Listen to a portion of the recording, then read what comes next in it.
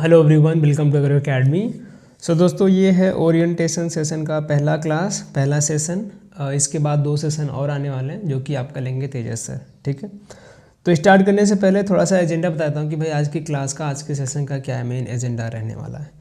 तो सबसे पहले हम बात करेंगे IBPS CFO एग्ज़ाम की रियलिटीज़ के बारे में। अगर आप बिगिनर्स हैं, स्टार्ट कर रहे हैं इस एग्ज़ाम की तैयारी, तो प्लीज़ क्लास को पूरा देखिए, क्योंकि आपको ये जानना ज़रूरी है कितने नंबर ऑफ फॉर्म भरे जाते हैं, क्या कंपटीशन लेवल रहता है, क्या सिलेक्शन के चांसेस रहेंगे आपके। ठीक है, तो उसके बारे में बताऊंगा। बहुत ज़्यादा हेड डिबेट्स आपने देखे होंगे बहुत सारे अलग अलग चैनल्स पे, सैड रियलिटी टाइप का वीडियोस, जानेंगे क्या सच्चाई है उसके बारे में। ट्रेंड एनालिसिस करने वाले हैं पिछले 5 सालों का। ठीक है, क्या नंबर ऑफ़ वैकेंसीज़ रही हैं, क्या आगे स्कोप है कि नहीं है, उसके बारे में। उसके पहले का करने कोई मतलब नहीं है, तो 5 सालों का हम आपको बता देंगे। What is the IBPS demand. IBPS इस एग्ज़ाम के लिए क्या मेन डिमांड रखता है, क्या पैटर्न रखे हैं, क्या सिलेबस है, उसके बारे में बताऊंगा। ठीक है, कंप्लीट बिगनर गाइड होने वाला, तो वीडियो को पूरा देखिए। उसके साथ ही बताऊंगा कि अलग अलग सब्जेक्ट के क्या वेटेज रहे हैं पिछले 5 सालों का, वो भी ट्रेंड आपको बताऊंगा ग्राफ के थ्रू। ठीक है, और जो हम अभी फाउंडेशन कोर्स स्टार्ट किया उसमें क्या एक्सपेक्ट कर सकते हैं, क्या क्या चीज़ आपको मिलने वाली है, ऑलरेडी हमने वीडियो बना रखा है। और note making for the mains, उसके साथ ही सेल्फ स्टडी स्ट्रैटेजी आपको तेज से नेक्स्ट सेशन में बता देंगे। तो वीडियो को पूरा देखिए। स्टार्ट करेंगे। सबसे पहले हम जान लेते हैं इस एग्ज़ाम की रियलिटीज़ के बारे में। देखिए, थोड़ा सा आपको यहाँ पे डीमोटिवेशन, थोड़ा सा हेटेड टाइप का लग रहा होगा। ध्यान से सुन लो क्या मैं बोल रहा हूँ, उसके बाद आप डिसीजन ले सकते हैं। There is a very less chance of selection. लगभग 1% चांस है आपका सिलेक्शन का। मैं ऐसा क्यों बोल रहा हूँ, देखिए। एग्रीकल्चर में बात करते हैं तो IBPS AFO का एक ऐसा एग्ज़ाम है जो कि हर साल वैकेंसी आती है, और हर साल अच्छे खासे नंबर ऑफ़ स्टूडेंट इसमें अपीयर होते हैं। कितने नंबर ऑफ़ स्टूडेंट अपीयर होते हैं, इसका कोई data, proper data IBPS reveal करता नहीं कितने फॉर्म भरे जाते हैं। अगर हम एक अंदाज़ा लगाते हैं, जो आपके सारे कॉलेज मिला लो, ऑल इंडिया में जितने भी कॉलेजेस हैं, ठीक है, जितने नंबर ऑफ स्टूडेंट हर साल पास होते हैं, लगभग अप्रॉक्सीमेटली 1 लाख। UG के नंबर बता रहा हूँ, private, government, ICR, non ICR सभी कॉलेज का बता रहा हूँ। ठीक है, लगभग 1 लाख स्टूडेंट पास होते हैं, और कुछ ही सब्जेक्ट हैं जिनमें एलिजिबल नहीं है, ना कि बाकी सभी फॉर्म भरते हैं इस एग्ज़ाम के लिए। और अप्रॉक्सीमेटली आपकी 500 वैकेंसी हर साल आती है। 500 क्यों बोल रहा हूँ, क्योंकि कभी कभार आपकी 500 से ज़्यादा जाती है, कभी कभार 500 से कम जाती है, तो एवरेज हम मान के चल रहे हैं कि 500 वैकेंसी आपको हर साल इसमें देखने को मिल रही है।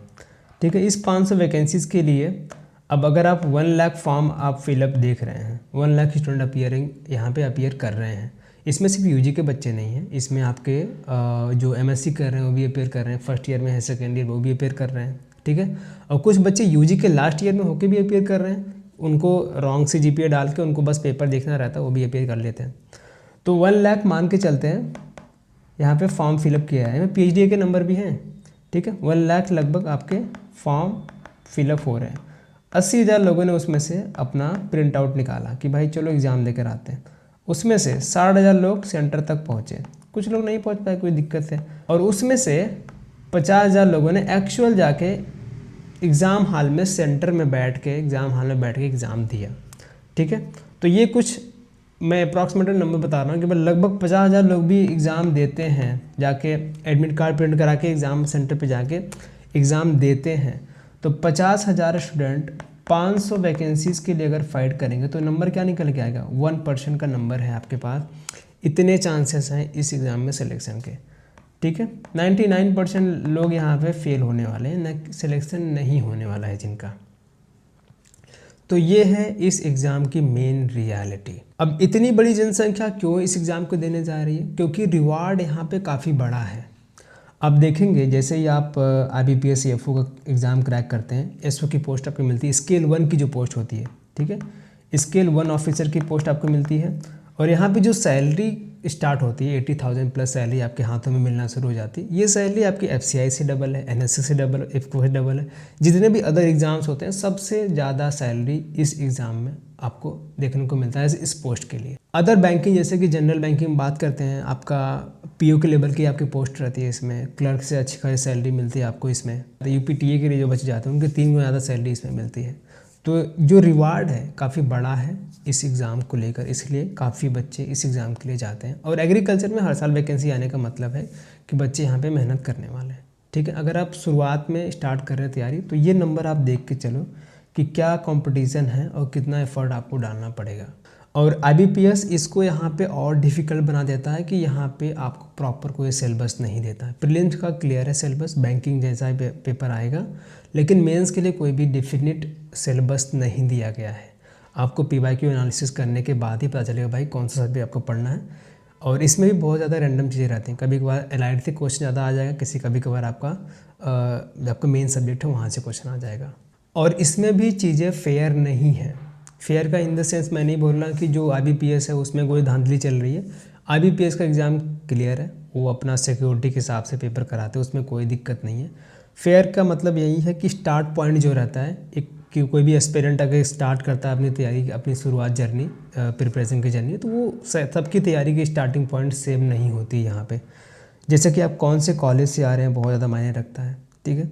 आपकी एकेडमिक बैकग्राउंड क्या है वो बहुत ज़्यादा मायने रखता है। आपके पेरेंट क्या कर रहे हैं बहुत ज़्यादा मायने रखता है।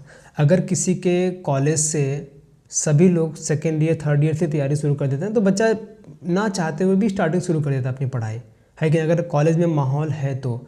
अगर आप ऐसे कॉलेज से आ रहे हैं, सब कुछ बस मस्ती चल रही है, पार्टियाँ चल रही हैं, कोई मतलब नहीं है पढ़ाई लिखाई से, बस लास्ट एंड में पढ़ के सेमेस्टर निकाल रहे हैं, तो ऐसे कॉलेज ऐसे फ्रेंड सर्कल में हैं आप, तो बहुत मुश्किल है कि आप उस लेवरेज के साथ अपनी पढ़ाई स्टार्ट कर सकें, ठीक है।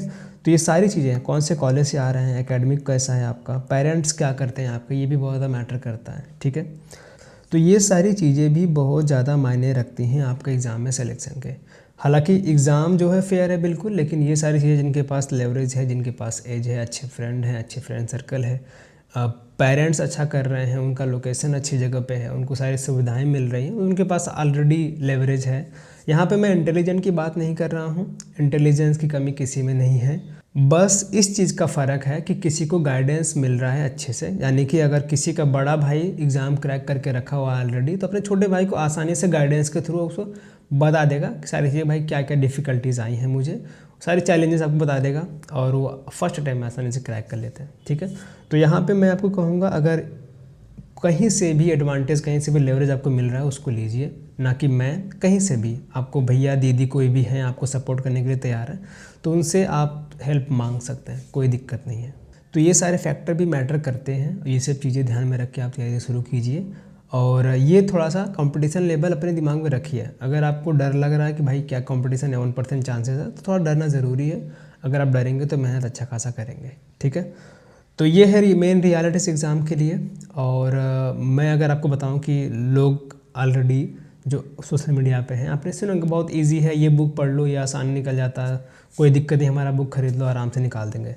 तो ऐसा देखो, वही लोग बोलेंगे। कोचिंग इंडस्ट्री में मैं भी अभी हूँ 1 साल से, मुझे पता है कि लोग सिर्फ भीड़ जमा करने के लिए भी कुछ भी मीठी मीठी आपको बातें देंगे, कुछ चूरन देंगे कि बहुत ईजी एग्ज़ाम है, सिर्फ ये करना है, 2 घंटे पढ़ाई करनी है, आपका सिलेक्शन हो जाएगा।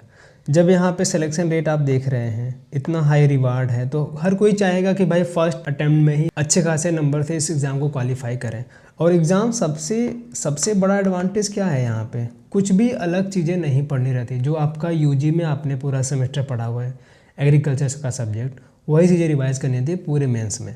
कोई भी एग्ज़ाम उठा के देख लो, वहाँ पे सबको इतना बड़ा एडवांटेज नहीं मिलता है। बस थोड़ा सा प्रॉब्लम यह है कि यूजी के लिए, मतलब कि जो फेज़ 1 प्रीलिम्स का एग्ज़ाम होता है, वो जनरल बैंकिंग ऐसा एग्ज़ाम होता है, उसमें सबको कमांड नहीं रहता है, ये मैं मानता हूँ। लेकिन वहाँ पे अगर आप थोड़ा बहुत भी प्रैक्टिस करते हैं, अपने आप को उसमें थोड़ा सा ब्रशअप करते हैं, तो मेंस बहुत आसान हो जाता है आपके लिए, ठीक है। तो कोई भी स्टूडेंट सीरियस है, पढ़ाई स्टार्ट करना चाहता है, तो यहाँ पे मीडियोक्रिटी का कोई भी स्कोप नहीं होना चाहिए। मीडियोकर रह के थोड़ा बहुत पढ़ाई करके चलो एग्ज़ाम निकाल लेंगे और IBPS AFO में आपका सिलेक्शन हो जाएगा, स्केल 1 ऑफिसर बन जाएंगे, बैंक में जॉब करेंगे और गवर्नमेंट जॉब को आपको आसानी से टैग लग जाएगा। ऐसी बात नहीं है।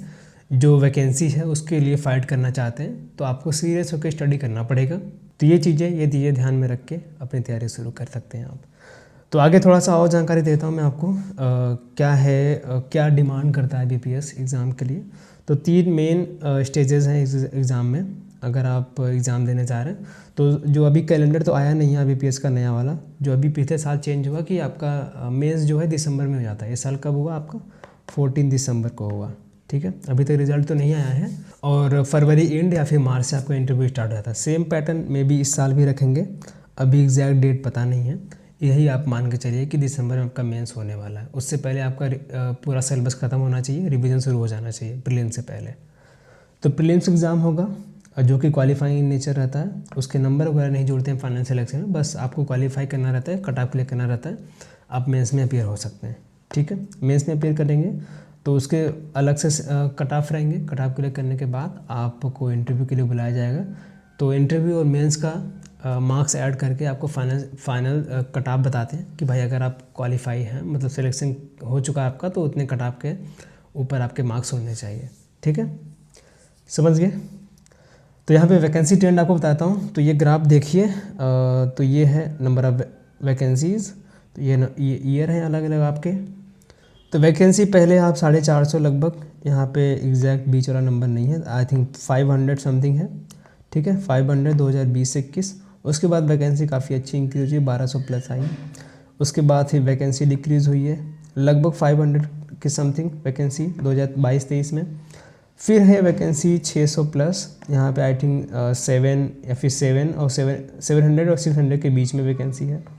ये है आपका 23-24 का। और इस बार की वैकेंसी जो कि 400 से भी कम है। इंक्रीज़ होने के चांसेस हैं, बढ़ेंगे, उसी हिसाब से आपका इंटरव्यू के लिए कॉल आएगा। ठीक है, अगर वैकेंसी बढ़ी तो सभी को चांसेस मिलेंगे। उम्मीद है कि 500-600 वैकेंसी और बढ़ेंगी अलग अलग बैंकों के द्वारा।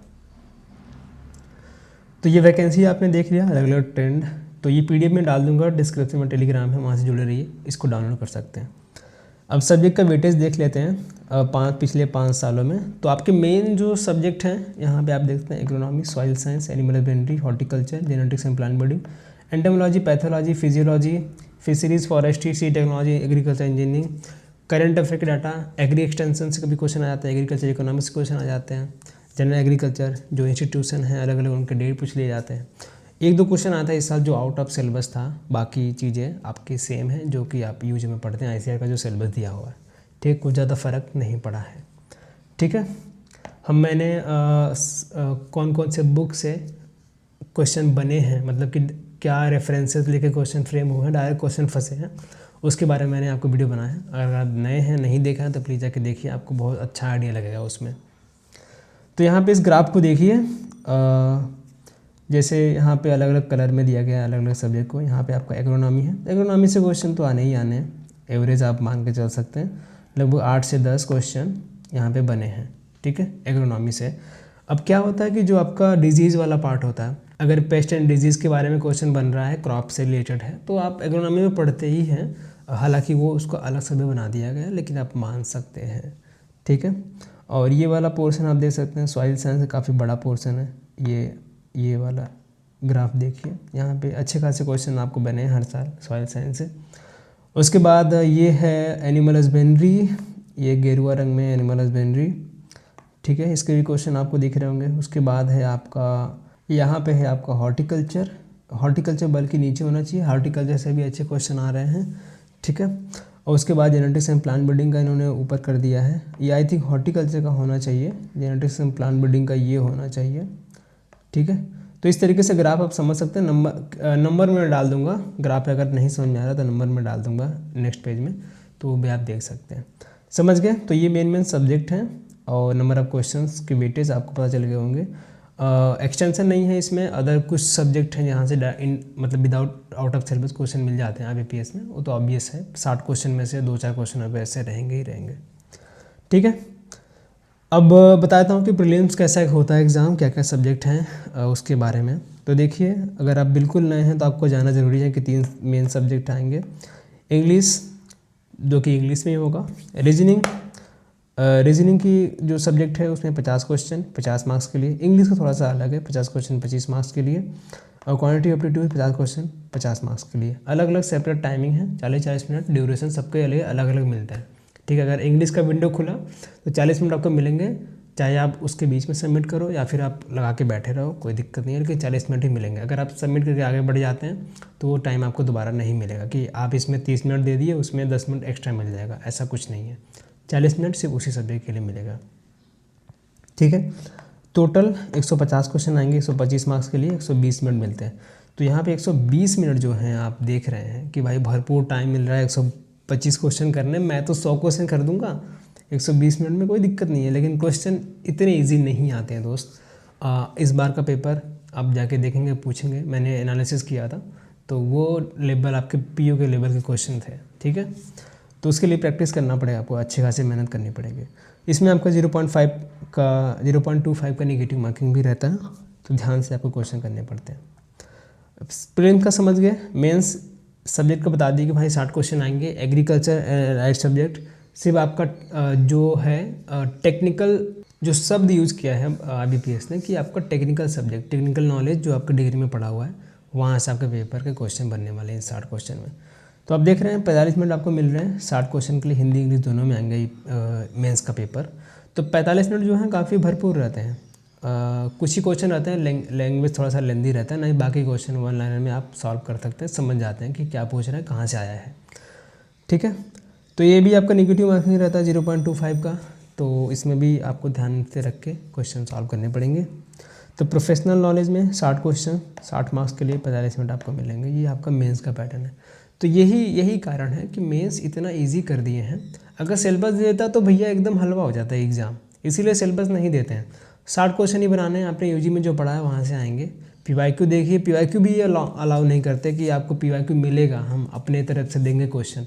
इसीलिए क्वेश्चन जो रहता है मेमोरी बेस्ड रहते हैं। जो बच्चे बाहर निकलते हैं, जिनको जितनी चीज़ें याद रहती हैं, बस वही आपको बताते हैं, वही पता चलता है, ठीक है।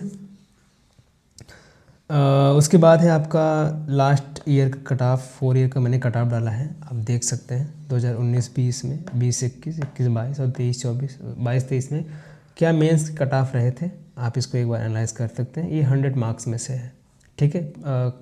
मेंस का मार्क्स और इंटरव्यू का मिला के ये बनाया गया है।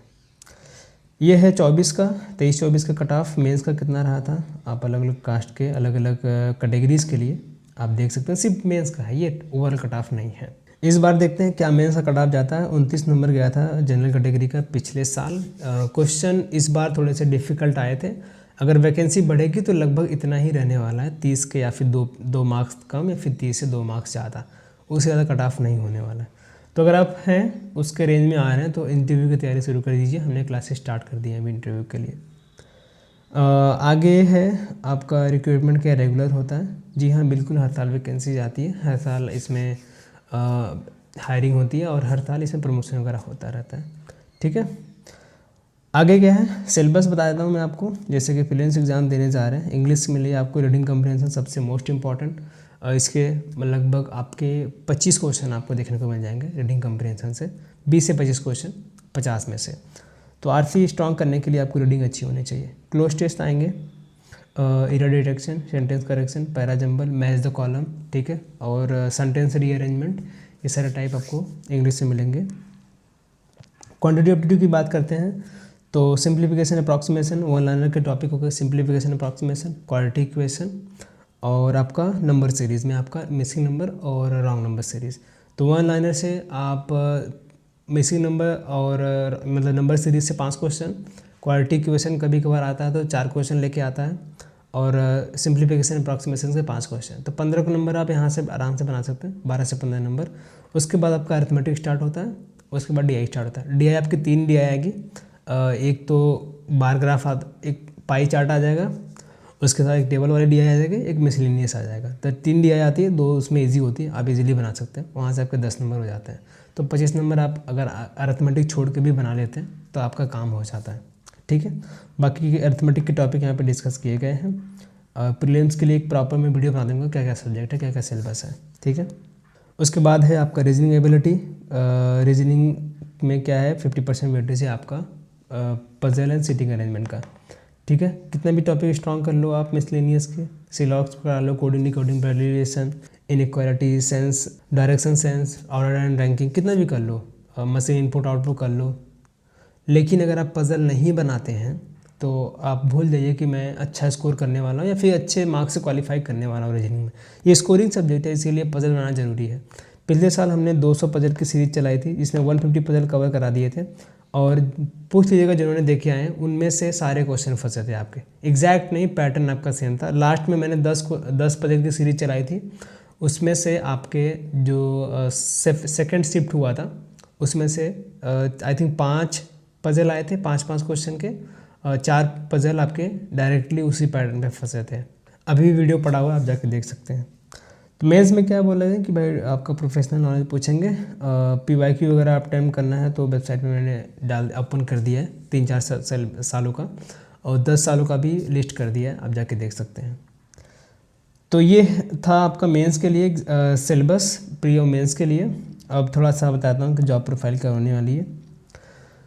तो अलग अलग काम है, फील्ड पे भी जाते हैं काम करने के लिए, मतलब फार्मर से डीलिंग रहता है, फार्मर के पास जाएंगे, जो भी लोन रिकवरी वगैरह रहेगा आपको वो करना पड़ता है, मॉक रन करना पड़ता है, जिनको लोन दिया आपको वो देखना पड़ता है सही इस्तेमाल कर रहे हैं कि नहीं कर रहे हैं, ठीक है। ऐसा अपने लोन दे दिया भाई 10 रुपये के ख़त्म कर दिया, ऐसा कुछ नहीं है, ये सारे सिस्टम देखना पड़ता है। अगर आप किसी का अप्रूव करने जा रहे हैं लोन, उसके घर जाते हैं फार्मर कि भाई क्या सच में ये लोन चुका अदा कर पाएगा वापस से कि नहीं, कि ऐसे फ्रॉडगिरी चल रही है, कुछ भी दूसरे का खेत दिखाकर लोन ले लिया। तो सब चीज़ें आपको देखनी पड़ती है, उसके बाद आपको लोन अप्रूव करना पड़ता है। उसके अलावा भी आपको रिपोर्ट प्रिपरेशन वगैरह करना पड़ता है, सारी चीज़ रजिस्टर मेंटेन करना पड़ता है, ठीक है। और रूटीन वर्क वगैरह भी रहता है, अगर फाइल मेंटेन करके रखना पड़ता है। तो बैंक में इन ऑफिस आपको काम करना पड़ता है, और वीक में आपको कुछ दिन फील्ड पे भी जाना पड़ता है, आप टीम के साथ भी जा सकते हैं, ठीक है। तो ये है चीज़ें, लोन रिकमेंडेशन देना, pre sanction inspection, report preparation, recovery, mock run, ये सारी चीज़ें आपकी जॉब प्रोफाइल में रहती है IBPS CFO के लिए, ठीक है। यहाँ पे डिपेंड करता है कि आप कौन से लोकेशन में हैं। हालांकि IBPS CFO रूरल एरिया में ज़्यादा पोस्टिंग पाते हैं। अगर किसी का बहुत अच्छा लग रहा, अच्छी बैंक मिल गई आपको अच्छे लोकेशन पे, तो आपकी चांदी चांदी है। हायरार्की देख लेते हैं, क्या प्रमोशन वगैरह मिलते हैं। इसमें देखो ऑफिसर स्केल 1 के रूप में आप ज्वाइन करेंगे, हर 3 साल पर का प्रमोशन होगा। तो यहाँ पे मैनेजर बन जाएंगे 3 साल में, स्केल 2, सीनियर मैनेजर बन जाएंगे, चीफ मैनेजर स्केल 4, स्केल 5 में आप AGM बन जाएंगे, असिस्टेंट जनरल मैनेजर। उसके 3 साल बाद आप DGM बन जाएंगे, स्केल 6 पे जाएंगे तो डेप्यूटी जनरल मैनेजर, GM बन जाएंगे, जनरल मैनेजर 3 साल के बाद, स्केल 4, स्केल 8 में आपका ED बन जाएंगे। तो ये सारे पोस्ट के लिए आप जा सकते हैं अगर आप बैंक में अच्छे टाइम तक आप रुकते हैं। तो यहाँ पे स्केल 1 पे 80,000 लगभग सैलरी आपको स्टार्ट हो जाती है आपको जेब में आना। उसके बाद जब यहाँ पे 6 साल का आप ये कर लेंगे तो आपका लगभग 2.5 से 3 लाख बनना शुरू हो जाता है, ठीक है। ये आपका स्केल 3 की बता रहा हूँ मैं। तो ये है आपके अलग अलग जो प्रमोशंस वगैरह मिलते हैं बैंक में, उसके बारे में बता दिया। और सैलरी आप दे सकते हैं यहाँ पे मिलती है, ठीक है। तो ये था वीडियो इसके बारे में। इसके बाद आपको नोट मेकिंग और जो सेल्फ स्टडी स्ट्रैटेजी है वो स्केल सेकेंड सेशन में आपको तेजस्वी बता देंगे। एग्ज़ाम को और आसान बनाने के लिए आपके लिए हम फाउंडेशन बैच स्टार्ट किए हैं। इसके सारी डिटेल मैंने ब्राउचर दे दिया है, आप जाके देख सकते हैं क्या क्या फ़ीचर हैं। 5 तारीख को इसमें एक डेमो सेशन स्टार्ट हो जाएगा। सबसे पहले हम एनिमल हस्बेंड्री का डेमो कराने वाले हैं, 5-6 दिन का चलेगा वो। तो आप उसको देखिए, अगर आपको क्लासेस पसंद आते हैं तो ज्वाइन कीजिए ज़रूर से। आपके लिए मेहनत कर रहे हैं, पूरा टाइम इसी के लिए हम दे रहे हैं, डेडिकेटेड है कि आपका सिलेक्शन हम करा पाएँ। अगर जितना पॉसिबल हो रहा है हम आपके लिए कर रहे हैं। जो भी हमारा सर्वर कास्ट है, टेक्टिंग का कास्ट है, उसको देखते हुए जो भी फ़ीस हमने लगाई है बहुत ही मिनिमल फ़ीस है। अगर उसमें भी किसी को प्रॉब्लम है कि फाइनेंस से कोई दिक्कत है तो हम मैसेज कर सकते हैं @agrivimal, ये टेलीग्राम ID है। कोई भी दिक्कत हो मत बताइए, उसमें भी आपको डिस्काउंट मिल जाएगा, ठीक है। तो ये था वीडियो, थैंक्स फॉर वाचिंग। अगर आपको कोई भी डाउट हो इसके अलावा तो कमेंट करके बताइए, कोई सजेशंस हो, कोई सुझाव हो आपका तो कमेंट करके बताइए, अपने दोस्तों के साथ शेयर कीजिए। मिलेंगे अपने इस क्लास तक के लिए, धन्यवाद।